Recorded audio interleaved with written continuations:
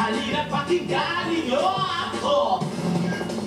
Sa pagdako ng mundo, sinasamantala ng tao ang nalalabing panahon para ma-enjoy ang summer vacation. Pero pauhuli ba ang mga Pinoy? Ang iba't ibang eksenang Pinoy sa mga pasyalan, tampok sa mga kwento ni Mark Logan. Saan mang dako, kanya-kanyang hanap ng morpa ng tao? Sa pinakamalaki mang pool sa mundo, o sa pinakamalalim ang drama mo, o magtampisaw sa Devil's Pool. Pool daw ito ng demonyo, dahil isang pagkakamali mo, siya na ang mamimit mo. Kung budget pool ang hanap mo, pwede na ang kabaong, gawa sa karton. Pero mapapool man ang eksena ng pamilya o pang outdoor sports pa, kahit saan resort ka magpunta, umaapaw ang turista. Waiting nga sa pool, pati pala ka. Pero it's more fun in the Philippines. Kumbaga, bago mo masyal, mag-online ka muna. Kapag nakapili ka na, biyahe na, tara. Sa taxi pa lang, medyo ka nakikilabutan. Pero kahit masakit ang tiyan, kapag ito ang sinakyan, ikaw ay maiintindihan. Pagdating mo sa resort, kabi-kabilang paunawa. Pag ganito kahaba ang house rules, tandaan ang pinaka-importante. Tulad ng number 4, shower first before dipping to the pool. Dipping, masyado atang malalim. Iwanan ang step-in sa stepping stone.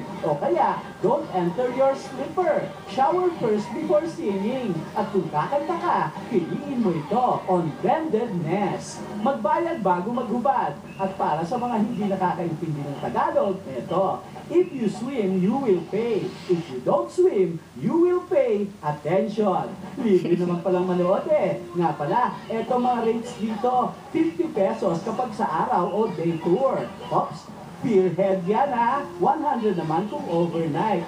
Spearhead din. Higit sa lahat, syempre, mahigit na ipinagbabawal ang malunod. Huwag magtutungo sa mga off-limits. Tulad nito, no trespassing. Meron din karatula na nakikiusap. Mapanghinag dito, sa iba naman umihi. Lahat ng yan mababasa nyo sa Binatun board.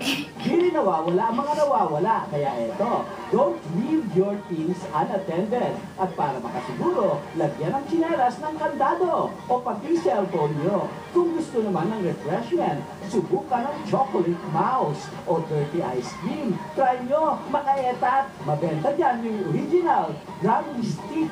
Nga pala, mag-ingat din sa aso ng may-ari, bagong toothbrush.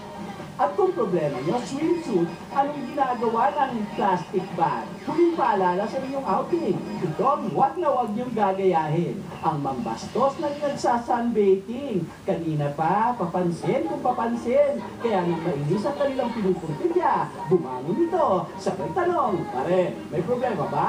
Mark Logan, patrol ng Pilipino.